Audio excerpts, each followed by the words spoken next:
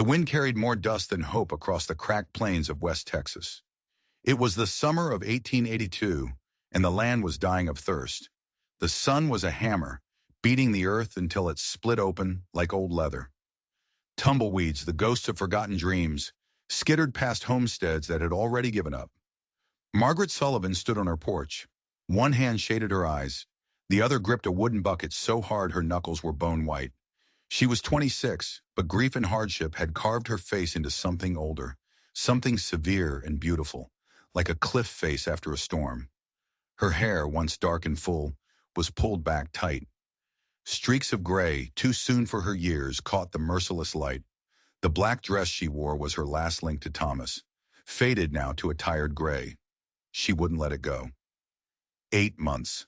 That's how long it had been since Thomas was stolen from her. It was swift. It was brutal. A snapped rope, they said, felling trees in the canyon. The weight of the timber had crushed him. Folks told her he didn't suffer. She knew better. She'd seen what was left. The image was burned behind her eyes, a constant guest in her nightmares. In one terrible moment, she was no longer a wife. She was a widow, a woman alone, protecting 40 acres of unforgiving land and a 4-year-old boy. "Mama," young Samuel called, his voice thin with worry. "The chickens are acting strange again." He had his father's sandy hair, but his mother's gray eyes that had already seen too much. "They're just thirsty, sweet boy," Margaret said, but her own heart was a cold stone in her chest. The well was failing. Every trip down into its dark, damp belly felt like a gamble with fate. The wooden planks were old, rotten. One slip, and Samuel would be an orphan. She lowered the bucket, the rope rough against her palms. She counted the seconds until she heard the splash. 1, 2, 3, 4. Too many. The water was retreating, sinking back into the earth, just as old Henrik Johansson had warned. She hauled the bucket up, hand over hand. It was barely half full. The water was murky, the color of despair. Her 20 longhorns were gaunt, their ribs like ripples on a dusty pond. She'd lost 3 calves already. Each loss was another nail in the coffin of her independence. "Mrs. Sullivan!" The voice made her jump. At the rickety gate stood Elijah Morse, the man from the bank. He was thin as a whip, his city clothes looking foolish and frail in the Texas heat. He smiled, but it was the smile of a vulture circling something wounded. "Mr. Morse," she said, her voice cool as the water she wished she had. "The bank's been reviewing its accounts," he began, his voice oiled with a concern that wasn't real. "With your husband gone?" "My husband's death doesn't change my ability to work this land," she cut him off. Fear was a snake coiling in her gut, but she wouldn't show it. "Of course not," Morse said too quickly. "But a woman alone, with a child, perhaps you'd consider selling. We could set you up nicely in town. A little shop, perhaps." "This is my son's inheritance," she answered, her voice hard as bedrock. "I will not sell." His smile tightened. "Your next payment is due in 2 months. I do hope you'll have it." He paused, letting the threat hang in the air. "Oh, and I heard what happened at Grayson's store yesterday. Trouble with your credit, I understand." Margaret's face burned with shame. She had been turned away trying to buy feed on credit, forced to leave empty-handed while her neighbors watched. She held his gaze, refusing to look away. "Good day, Mr. Morse." He finally turned and left, a black vulture retreating into the shimmering heat. When he was gone, the strength drained out of her. The whispers in town were growing louder. A widow trying to run a ranch was a scandal. A widow who wore men's trousers to ride and refused to even consider remarrying was an outrage. In church, the other women shifted away from her on the pew, as if her grief were a disease they might catch. The sun was sinking, painting the sky in brutal shades of orange and red, when she saw him, a rider, a dark shape against the horizon, moving slow and steady. Her hand went to the rifle leaning against the porch rail. Strangers were rarely good news in these parts. As he drew closer, she could make out the details. His horse, a bay gelding, was limping. The rider himself sat tall, despite a weariness she could feel even from a distance. Broad shoulders, a hat pulled low. His clothes were worn from the trail, leather chaps, a faded blue shirt, a bandana around his neck dulled with dust. A cowboy, but not one she recognized. He stopped just outside her fence, a respectful distance. He lifted his hat. His face, beneath the trail dust and the hard lines of sun and wind, might have been handsome once. Dark hair fell across his brow, and his eyes. His eyes were pale as a winter sky, and they held a weariness that went bone deep. The kind of weariness that comes from too many miles and too many ghosts. "Evening, ma'am," he said. His voice was rough like gravel. "Name's Jake Ryland." He gestured to his horse. "My mount threw a shoe a ways back. Was hoping I might borrow your tools to fix it. I can pay." Margaret studied him. His gun belt was well worn, but the pistol in the holster was clean and cared for.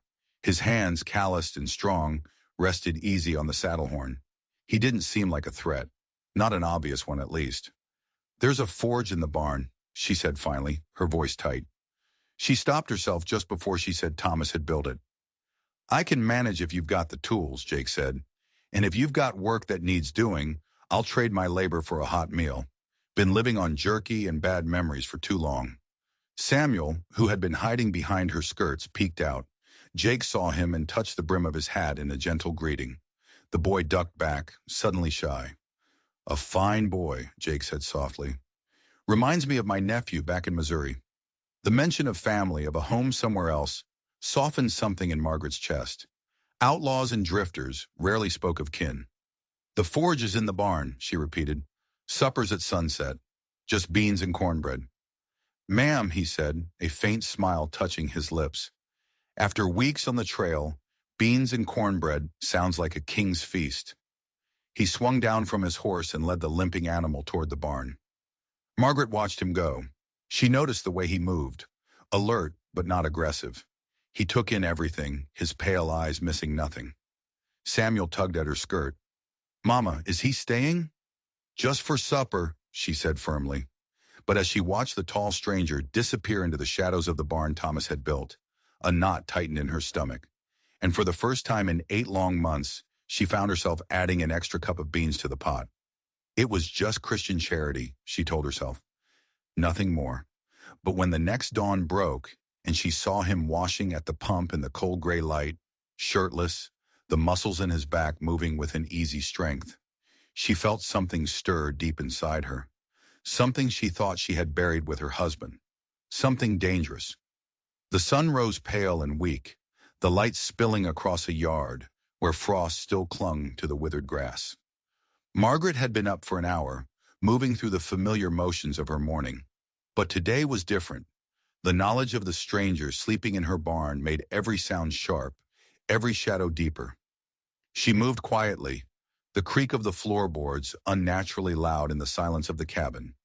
She glanced through the small kitchen window and saw him. Jake Ryland. He was standing at the pump, stretching his long limbs like a great cat waking from a sleep. He splashed the icy water over his face and neck, and as he straightened up, his pale eyes lifted and met hers across the yard. A hot blush flooded her cheeks.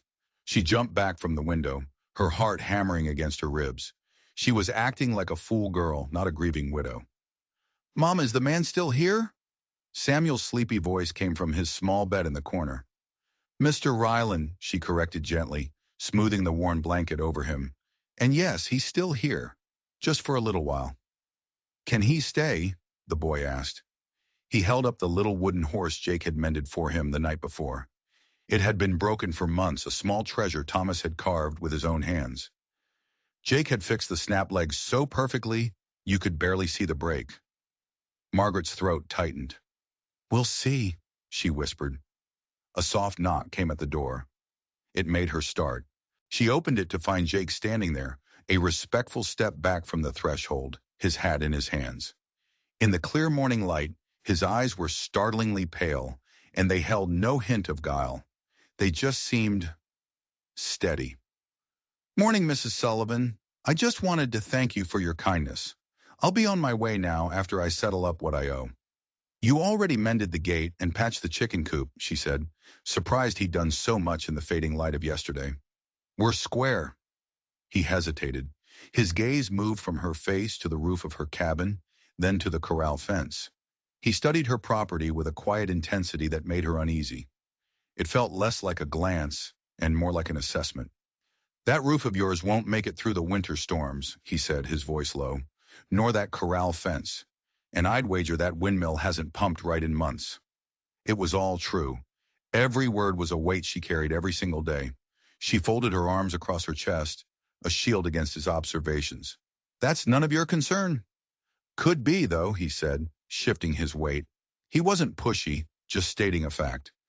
"I'm not in a hurry to get anywhere in particular. If you'll have me for a spell, I'll work for my keep. Food and a place to sleep. That barn of yours is more comfortable than most places I've laid my head." Pride rose in her throat, sharp and bitter. The town was already whispering. Curtains had twitched when he'd ridden in. Every tongue in Cedar Ridge would be wagging if he stayed. A strange man, living on a widow's property. But the list of repairs was a mountain she couldn't climb alone. Her hands were already cracked and raw, and pride wouldn't keep Samuel fed when the first snows came. "I can't pay wages," she said, her voice stiff. "Didn't ask for any," he replied. He settled his hat back on his head, as if the matter was decided. "I'll start with the roof, if that suits you." And just like that he stayed. She told herself it was just for a few days, a week at most. But the days bled into one another. A week became two. Jake worked from the moment the sun rose until long after it set. His skill was undeniable. Every nail he drove was true. Every fence post he set was solid. He was a man who knew how to build, how to mend. He ate his meals with them at the small kitchen table, but he excused himself right after, retreating to the barn without ever trying to press his presence on her. He spoke when she spoke to him, his answers direct and simple. He never pried, never asked about Thomas, never asked how she found herself in this mess. It was Samuel who chipped away at his reserve. The boy became his shadow, following him from the corral to the windmill, chattering with a constant stream of questions that Jake answered with a surprising, gentle patience. One evening they were sitting on the porch steps. Jake was mending a piece of tack, his large hands surprisingly nimble. Samuel sat beside him, watching with wide eyes. "Were you in the war, Mr. Jake?" Samuel asked suddenly. Jake's hands stilled. His pale eyes seemed to look at something far away, something Margaret couldn't see. "I was. Just a boy myself back then." Did you kill anyone?" the child asked with the brutal honesty only a child possesses. "Samuel!" Margaret scolded from the doorway, mortified. But Jake just held up a hand, stopping her. "It's a fair question," he said softly, his eyes finding hers. Then he looked back at the boy. "Yes, son, I did. And it's nothing I'll ever be proud of. War makes men do things they spend the rest of their lives trying to forget." Margaret heard the raw truth in his voice. She saw the flicker of old pain in his eyes. And in that moment, she understood a piece of the deep weariness he carried. It was a weight not unlike her own. The next morning, trouble rode in. It came in the form of three men: Bob Hutchkins, who ran the saloon, Carl Meyer, the store owner who had refused her credit, and Pastor Williams. They sat on their horses just outside her fence, their faces grim and judgmental. Margaret stepped onto the porch, her spine straight, her chin high. "Gentlemen, what brings you all the way out here?" Hutchkins, his face already ruddy with morning drink, spoke first. "Heard you got yourself a hired man, Widow Sullivan." "Mr. Ryland is helping with repairs, yes," she said coolly.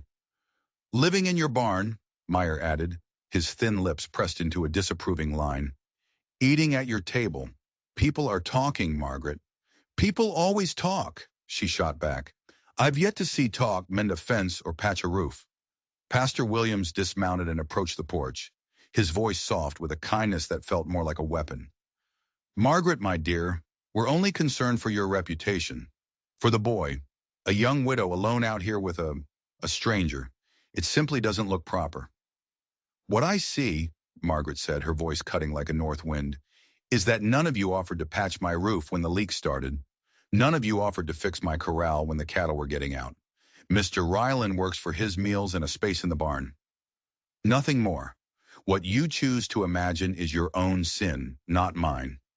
Hutchkins opened his mouth to say something ugly, but he stopped dead. His eyes widened slightly, looking past her. Jake had rounded the corner of the house, a hammer in his hand. He hadn't said a word. He didn't have to. His posture was easy, relaxed, but there was a stillness about him, a quiet deadliness that made all three men stiffen in their saddles. "Morning, gentlemen," Jake said, his voice mild. "Fine day for a ride." He took a step forward, his pale eyes moving from one man to the next. "Unless you're here to lend a hand with this roof, I'd best be getting back to it. Mrs. Sullivan's paying me in cornbread, and I aim to earn it." The men shifted, suddenly uneasy. They were used to intimidating a lone woman, not being stared down by a man who looked like he could handle himself without breaking a sweat. Pastor Williams cleared his throat. "We only think of what's best for you, Mrs. Sullivan." "I'm sure you do," Jake replied, his voice still even, but with an edge of steel just beneath the surface. His pale eyes were unblinking. "Good day." It was a dismissal, clear and final. The men muttered to each other, then turned their horses and rode off, defeated. Margaret's hands were trembling as she watched them go. "They'll stir up more trouble," she said quietly, not looking at him. "Maybe," Jake agreed, his gaze still on the retreating riders. "But men who come in packs to bully a woman usually scatter when one man stands up to them." He turned to her then, his expression serious. "But they're right about one thing. My being here is causing you grief. If you want me to move on, I'll be gone by sunset." "No," the word escaped her lips before she could stop it. She lowered her voice, trying to regain her composure. "No, the roof. It still needs work." As he turned to go back to his work, he stopped. He looked at her, his eyes searching her face. "There's more to this than just a leaky roof, isn't there? The banker, these men, they seem mighty interested in seeing you fail." She flinched. He saw too much. "It's my problem to handle." "Is it?" he asked quietly. "Or did it become my problem when I decided to stay?" That night, after Samuel was asleep, a coyote howled somewhere out on the plains, a lonely, mournful sound. Jake was sitting on the porch steps, staring out into the darkness. Margaret came out and stood by the door, wrapping her arms around herself against the night chill. For a long time, neither of them spoke. Then Jake's voice came, low and rough, from the darkness. "That pastor, when he looked at me like he'd seen a ghost." Margaret's heart gave a sudden, hard thump. "What do you mean?" "I don't know," Jake said slowly, "but it felt familiar, like a man trying to place a face he knows he shouldn't." He turned his head, his pale eyes finding her in the gloom. "You have to wonder, Mrs. Sullivan, who do they think I am?" The question hung in the cold night air, and for the first time, Margaret felt a new kind of fear. It wasn't fear of the drought, or the bank, or her gossiping neighbors. It was fear of the quiet, capable man sleeping in her barn. The man who had just stood up for her. The man she was starting to depend on. The man she knew almost nothing about. A few days later, Margaret was cleaning out a small storage chest in the corner of the cabin. It was full of Thomas's old things, things she hadn't had the heart to touch since he died. At the very bottom, beneath a stack of worn shirts that still smelled faintly of him, her fingers brushed against something hard and metallic. It was his journal, a small leather-bound book. She hadn't even known he kept one. Her hands trembled as she opened it. His handwriting was clean and strong, just like him. Most of the entries were about the ranch, the price of feed, the birth of a calf, his plans for a new irrigation ditch. But the last few entries were different. The handwriting was rushed, almost frantic. October 12th. Morse from the bank was out again, asking questions. Not about the loan, about the southern ridge. Said Dalton was interested in the land for grazing. A lie. There's no water there. October 15th. Followed the dry creek bed up past the ridge today. Found something. Something they don't know is here. Something that changes everything. I have to be careful. Dalton is not a man to be crossed. October 19th. A stranger in town today. Asked about my property at the saloon. Hutchkins told me. Described him perfectly. Broad shoulders, pale eyes. Margaret's blood ran cold. She slammed the journal shut, her heart pounding in her throat. Broad shoulders, pale eyes. It couldn't be. October 21st. I think I'm being watched. Saw someone up on the ridge at dusk. Can't shake the feeling. I sent a letter to Jacob. He'll know what to do. He always does. Jacob, not Jake. Was it a coincidence? It couldn't be. Her mind was reeling. Thomas had found something. Something valuable enough that a man like Dalton, the wealthiest and most ruthless rancher in the county, wanted it. And a stranger with pale eyes had been in town asking about this very land, days before Thomas died. The man in her barn wasn't Jake Ryland, a simple drifter. He was the man from her husband's journal. But was he here to help? Or was he the man who had been watching from the ridge? Was he the reason Thomas was dead? The air in the small cabin suddenly felt thick, suffocating. She shoved the journal back into the chest, hiding it under the shirts. She had let a fox into her henhouse, a fox who was gentle with her son, who fixed her roof, who made her feel safe for the first time in months. Her hands shook. She had to know. That night she waited until the moon was high and the whole world was asleep. She crept out of the cabin, silent as a ghost, and made her way to the barn. The door creaked as she opened it. Inside it was dark and smelled of hay and horse. A soft snoring came from the small cot Jake had set up in an empty stall. She moved toward his saddlebags, which were slung over a railing. Her heart was a frantic drum against her ribs. Her fingers fumbled with the leather straps. Inside, beneath a spare shirt and a block of jerky, she found it. It wasn't a standard cowboy pistol. It was a Colt Peacemaker, but the handle was custom, smooth and worn. Tucked beside it was a small oilskin pouch. She carefully untied the string. Inside wasn't money. It was a badge. A tarnished five-pointed star. A United States Marshal's badge. And beneath it, a folded yellowed piece of paper. A wanted poster. The drawing was rough, but the face was unmistakable. A cruel, sneering man with a scar above his right eye. The name printed below was Bill Carver, wanted for robbery and murder. The pieces were clicking into place, but the picture they were making was terrifying. Jake wasn't a drifter. He wasn't an outlaw. He was a U.S. Marshal, and he was hunting a man named Bill Carver. But why was he here? Why the lie? What did any of this have to do with Thomas, with her ranch? She heard a floorboard creak behind her. She froze, her blood turning to ice. "Looking for something, Mrs. Sullivan?" Jake's voice was quiet, but it cut through the darkness like a knife. He wasn't on the cot. He was standing in the shadows, just a few feet away. He had been awake the whole time, watching her. She couldn't breathe. She was trapped.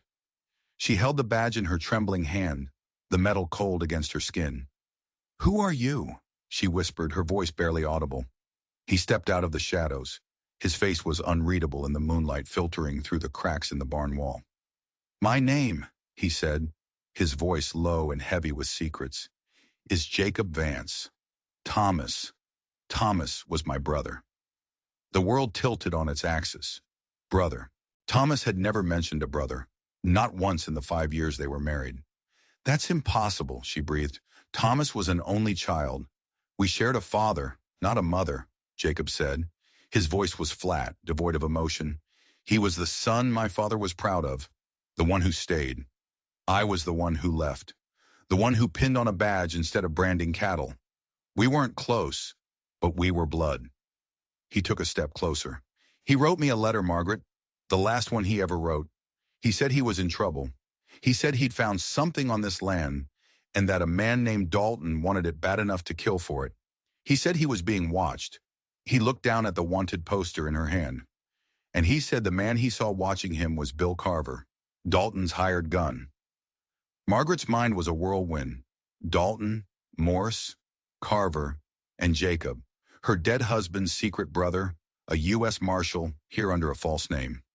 "Why?" she asked, her voice shaking. "Why lie to me? Why pretend to be a drifter?"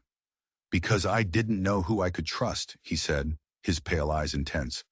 "The letter got to me a week after he was already in the ground. I came here to find out what happened. I heard in town about the accident, a snapped rope. I knew Thomas. He was the most careful man I ever knew. That rope didn't snap. It was cut.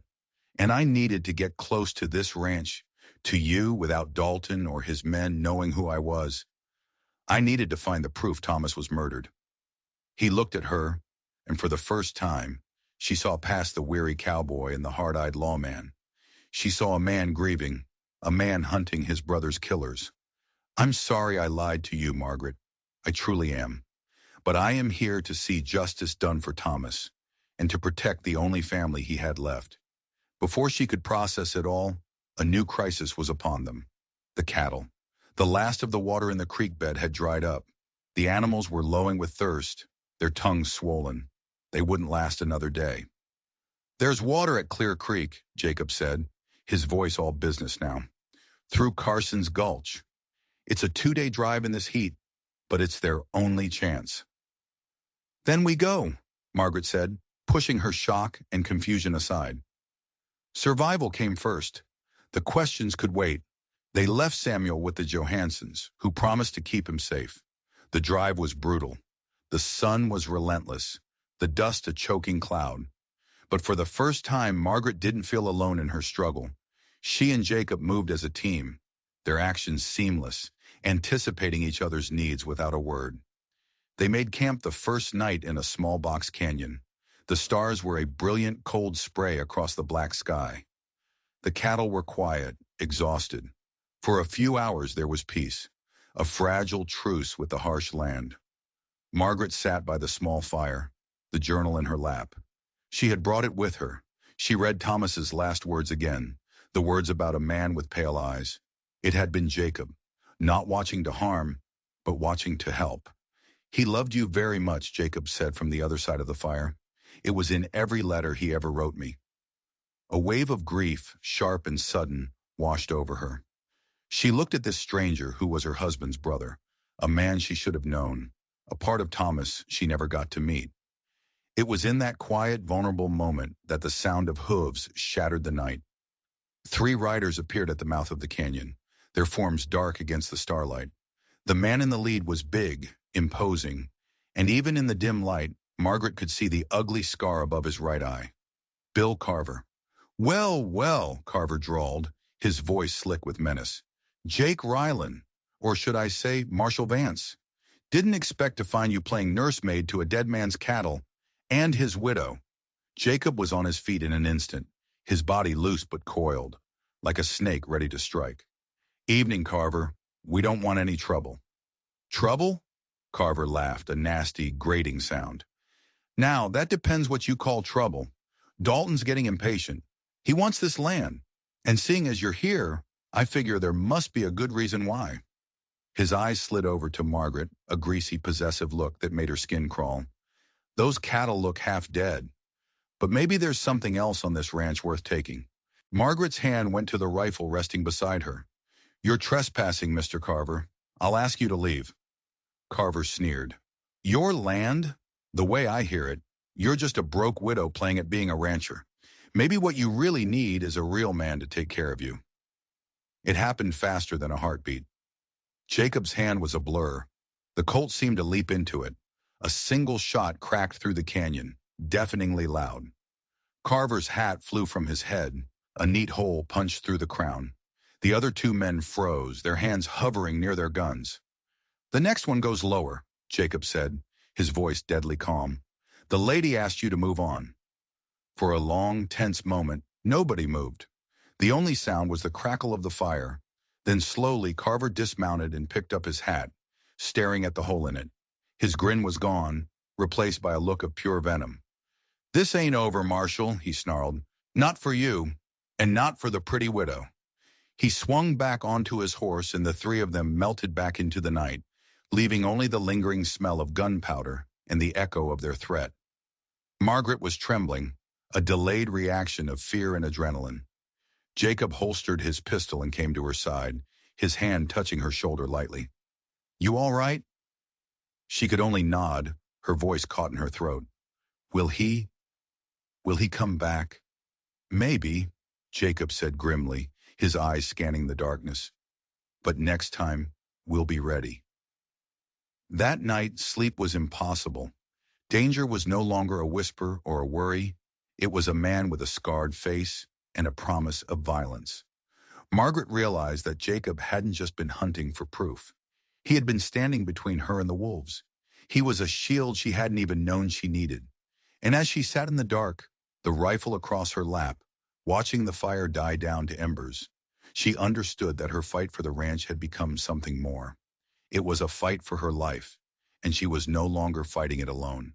Dawn broke with a brittle, unforgiving light. The creek was a lifeline, the cattle drinking greedily. They would survive. Margaret stood at the water's edge, the damp earth cool beneath her boots. The fear from the night before had hardened into a cold resolve. They had made it this far. She wouldn't let them take it from her. Not now. Jacob was beside her, his gaze sweeping the horizon, ever watchful.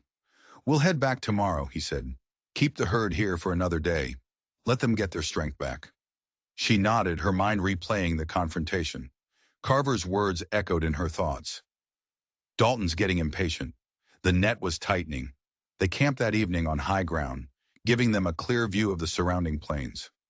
The fire burned low, a small circle of warmth against the vast, dark emptiness. The silence felt different tonight. It was heavy, charged with unspoken thoughts. Jacob finally broke it. "My wife, Emily, she was a lot like you," he said, his voice rough. He was staring into the flames, but she knew he was seeing something else entirely. "Strong, stubborn, could ride better than any man I ever knew. She never let the land beat her." He picked up a stick and poked at the fire, sending a shower of sparks into the night. "Fever took her. Fast. After she was gone, I thought I'd buried the best part of myself with her. I started running, took the badge, started chasing other men's ghosts so I wouldn't have to face my own." Margaret listened, her own grief a familiar ache in her chest. "I thought running was the answer," he continued, his voice barely a whisper. "But being here, watching you fight for this place, for your boy, I'm starting to think that standing your ground, fighting for what's yours, that's the only thing that really matters." Without thinking, she reached across the small space between them, her fingers brushing the back of his hand. It was a simple, instinctive gesture of comfort, of understanding. He turned his palm up, his calloused fingers closing around hers. Their hands fit together like they were made for it, like two broken pieces that formed a whole. "Jacob," she whispered. "I know," he said, his voice thick with an emotion he'd kept buried for years. "I know all the reasons why we shouldn't. But Margaret—" The sharp crack of a rifle ripped his words apart. Instinct took over. Jacob lunged, tackling her, pulling her down behind the cover of a rocky outcropping, just as a spray of bullets tore through their campsite. The fire exploded, sending embers scattering into the darkness. The cattle bellowed, a wave of panic and confusion. Men's voices shouted from the night. Carver was back, and this time he'd brought an army. "Stay low!" Jacob yelled over the chaos, his own pistol already in his hand. He fired into the darkness, not wildly, but with a deadly, measured precision. A man screamed somewhere out on the plain. Margaret scrambled for her rifle, her heart pounding against her ribs like a trapped bird. A bullet ricocheted off the rock near her head, showering her with stone fragments. She took a breath, sighted down the barrel the way Thomas had taught her, and squeezed the trigger. One of the shadowy figures on horseback cried out and slumped over in his saddle. The fight was pure chaos. The thunder of hooves, the bright flashes of gunfire splitting the night, the acrid smell of smoke stinging her eyes. Jacob moved with a lethal grace, like he'd been born in the heart of a firefight. Every shot he fired found its mark. He was a wall of deadly force between her and the men who had come to kill them. Margaret didn't flinch. She held her ground beside him, reloading, firing, her actions driven by pure survival instinct. This was her land, her life, her son's future, and she would die here before she let them take it. Finally, after what felt like an eternity, Carver's enraged snarl cut through the noise. "Pull back! Damn you! Pull back!" The sound of hooves faded into the distance. A ringing silence fell, broken only by the terrified lowing of the scattered herd and the ragged sound of their own breathing. Jacob stayed crouched, his gun still raised, scanning the darkness. Slowly he lowered it. "You hurt?" His voice was urgent, his hands on her arms, checking for injuries. No, she gasped, the adrenaline starting to drain away, leaving her weak and trembling. You? I'm good. Relief washed over his face, softening the hard lines. He pulled her against him, a rough, desperate embrace. His breath was ragged against her hair. You're a damn brave woman, Margaret Sullivan. She clung to him, her cheek pressed against the hard muscle of his chest, the steady, thundering beat of his heart, a comfort beneath her ear. In that moment, there was no drought, no debt, no Dalton. There was only the solid warmth of the man who had stood with her against the darkness. But the morning brought no rest. It brought the grim task of rounding up the terrified, scattered cattle and starting the long, tense drive home. Dust coated their throats. The sun beat down. But something had changed. The weight on Margaret's shoulders felt lighter. She wasn't carrying it alone anymore. Word of the gunfight at Clear Creek traveled faster than they did. By the time they drove the weary herd into her paddock, a small crowd had gathered at the fence line.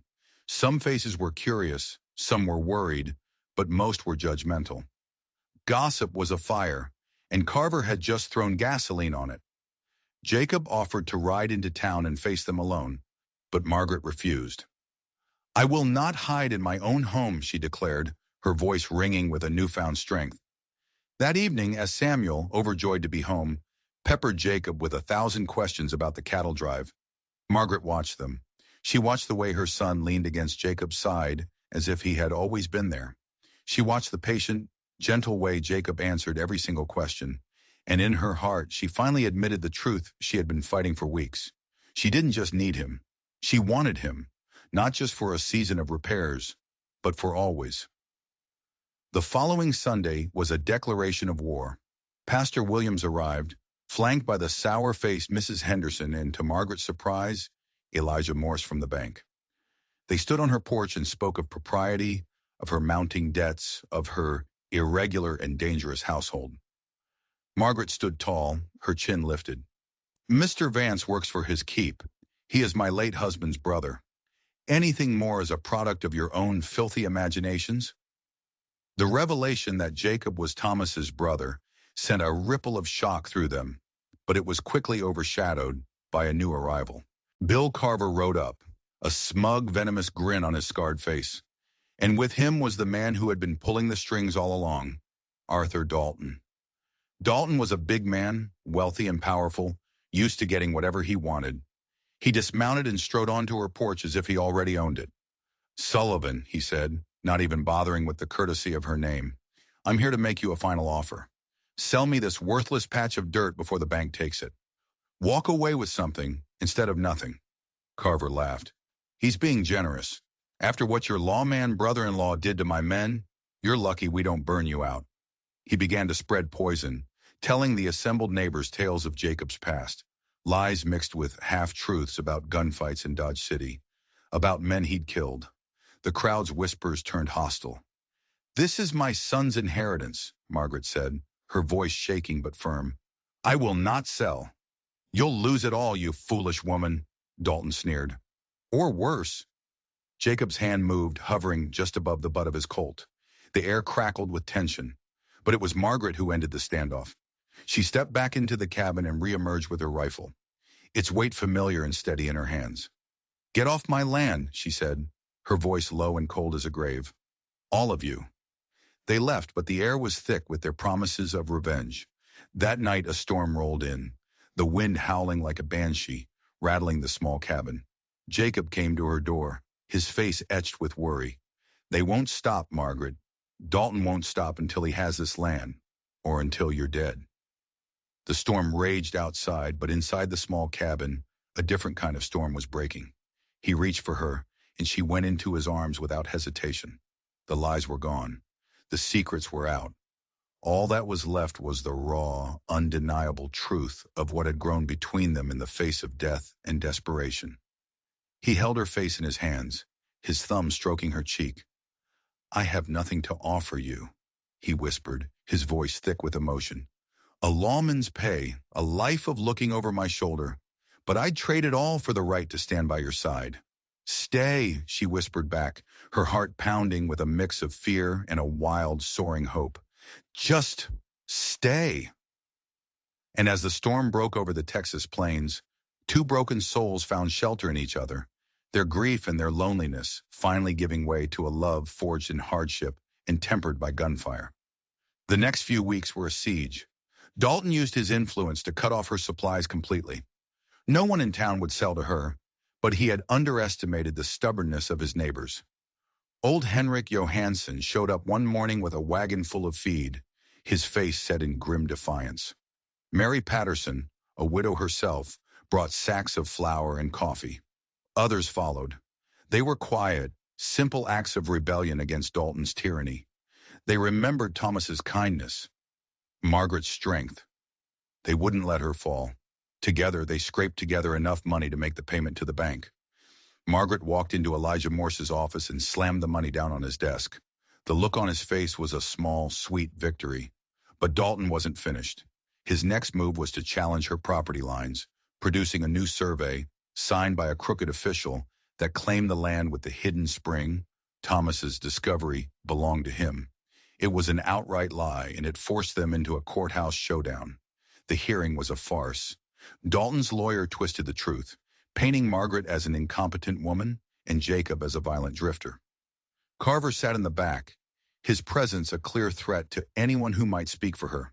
But then, Henrik Johansson took the stand. The old man, who barely spoke a word of English, produced a small, worn notebook. In it, he had meticulously recorded every property line, every transaction, every fence post in the county for the last 30 years. His records, written in neat Swedish, proved Dalton's survey was a fraud. The judge, a man who valued honesty over wealth, was swayed. But before he could rule, the back door of the courtroom creaked open. Pastor Williams walked in, his face pale and sweating. Spurred by a guilty conscience and his wife's insistence, he confessed everything. He told the court how Dalton had threatened him, how he'd seen Carver near the logging site the day Thomas died. The courtroom erupted. Carver, seeing the tide turn, tried to slip out, but Jacob was faster. He blocked the door, his hand on his gun. "It's over, Carver." Suddenly, Dalton pulled a derringer from his coat pocket. "It's over when I say it is," he roared, aiming it at Margaret. Before he could fire, a shot rang out. But it didn't come from Jacob. It came from Bill Carver. Dalton stared down in shock at the red stains spreading across his chest, then collapsed. Carver looked at Jacob, a strange expression on his face. He was gonna kill her, and he still owed me money. He dropped his gun, raising his hands. "I'll hang for what I've done, but I won't let that snake kill a woman." In the stunned silence of the courtroom, Margaret stood tall, her payment receipt in one hand, her deed in the other. The judge slammed his gavel down. "The Sullivan Ranch belongs to Mrs. Sullivan. Case dismissed." Outside in the weak winter sun, the townspeople who had once shunned her now offered quiet congratulations. The fight was over. The land was safe. Jacob turned to her, his pale eyes full of a light she'd never seen there before. He took her hands in his. "Margaret," he said, his voice unsteady. And then right there on the courthouse steps, the U.S. Marshal dropped to one knee. "I have nothing fancy to give you," he said, his voice ringing with sincerity. "No fortune, no fancy house. Just my name, my heart, and a promise to stand by you and Samuel through whatever comes our way. Margaret Sullivan, will you have me?" Tears blurred her vision, hot and cleansing. "Yes," she whispered. "Oh, yes." A small body slammed into them. It was Samuel, his face bright with a joy so pure it could heal any wound. He wrapped his arms around Jacob's neck. "Now I have a papa," he cried out, his voice echoing in the cold, clear air. Spring came to the plains that year like a promise fulfilled. Wildflowers erupted in a riot of color across the land. Clear Creek, fed by the hidden spring Thomas had died for, ran strong and deep. A new, sturdy barn stood where the old one had been, and the sound of laughter, not sorrow, filled the yard. Margaret stood on her porch, no longer a grieving widow but a wife, a mother, a survivor. She watched as Jacob lifted Samuel onto the back of a new colt, his strong hands gentle, his face lit with a quiet happiness. They had faced down drought and debt, gossip, and gunfire. They had found each other in the ruins of their past and built something new, something strong, something true. Love, she had learned, could take root in the harshest of soils. And under the endless Texas sky, it could bloom brighter than any prairie rose after a long-awaited rain. They had their home, they had their family, and they had their forever. If you enjoyed this story of survival and justice on the frontier, don't forget to like this video and hit that subscribe button for more tales that prove the human spirit can overcome anything.